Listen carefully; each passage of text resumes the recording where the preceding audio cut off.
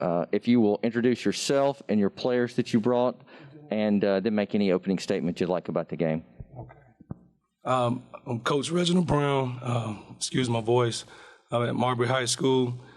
This is Renaja Brown and Jemiah Hicks.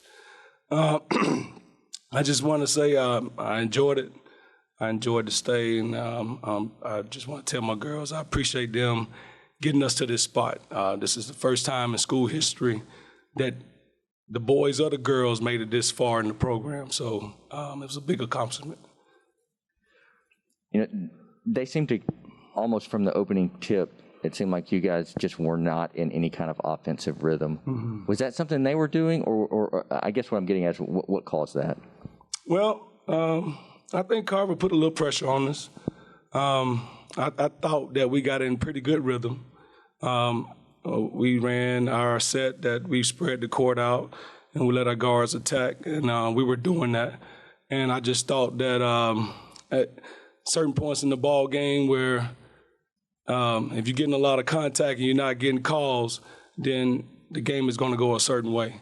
So, I mean, I think we did a pretty good job. I think we did what we've been doing all year long as far as attacking, spreading the court, getting what we want, and we got what we want. But, I mean, at times we didn't finish, but I think we were being aggressive early in the ball game. And I mean, they shot 46 three-pointers. Was that the plan? Did you guys want to force them? Who shot 46 three-pointers? Carver did. Carver did? Yeah. Okay. And so was that the plan? Did you guys want to force them to take a lot of perimeter shots, or did you think that was just a function of what they do in their offense? I knew that they were going to shoot the three, and we shoot the three pretty good too. But I think late in the ball game, when the pressure's off of them, then, I mean, if you don't have pressure on you, then shots going to look easier to you. And once they started to get that lead, they got about a 10-point lead. And I think the shots just started falling for them. And our girls, they weren't moving as fast, getting out to the shots. But, I mean, our game plan was to run three off the three-point line. And I told my girls, I said, somebody else could get hot. I mean, it could be us, it could be them. And number 4, she was red hot. So it was, I mean, we were there a couple times, and a couple times that we left her open. But, I mean, she opened the ball game up for them.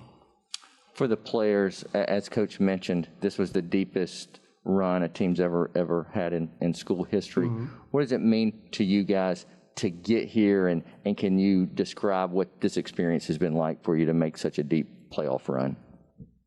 Right? Mm-hmm. It means a lot to me because I worked so hard, and as a team, we worked so hard. And to get here, it means a lot, and for a team. And I love my team so much to make us this far. What do you think, Jemiah? It means a lot because all our seniors, they really helped us get here. I ain't even gonna lie. But as a team, we did work hard, and yeah. Coach, what do you think this means for the future of your program, for you guys to make this deep run? Well, I guess I could take that back 10 years from now, man. And when I first got to Marbury, and Marbury's not a traditional basketball school, I got there and I tried to change it up, man. I opened the gym up 7 days a week, and we just put in work, man. And I think the girls are grasping it a little bit. They're coming in, they're working 6 o'clock in the morning, and that's all I preach is work ethic. And work ethic is the only thing that's going to get you here. And I think that they believe it now since they made it this far, and hopefully for the girls it's coming up. And that's just the conversation we just had in the locker room. For those girls that's coming up, hopefully they can get out there and work and make it back to this stage. Particularly, you know, toward the end, it seemed like it was really important for you to get everybody in the game. Why was that? I'm just a fair guy. I am. I just know that the girls made it here, and if we would have won or lost, I mean, if it was a close game, they probably wouldn't have got in.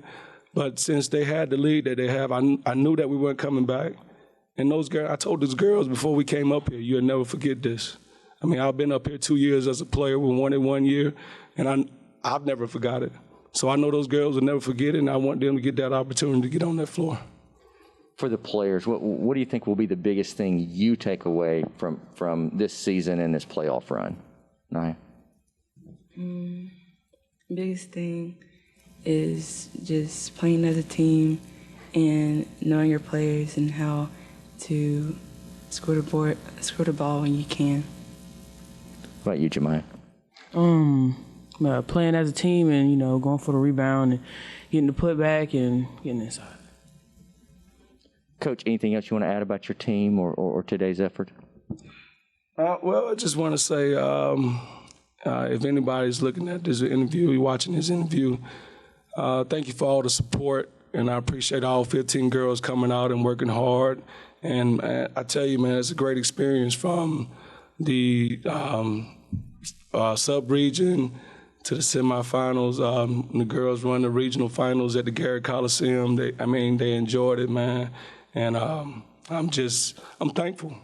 I know it's not me. I can do the X's and O's, but I can't step on the court and put the ball through the hoop. And I just want to tell those girls, I appreciate y'all putting me on this ride, and I appreciate the parents and trusting in me with their girls. And man, coming into coaching, I never said I would coach girls, but girls they're some disciplined players, man. They listen and they try to execute everything that you put on the court. So I just want to tell them I appreciate it, and I appreciate all you guys for allowing us to come up. Well, Coach, congratulations on the season. Thanks for the time. Yes, sir.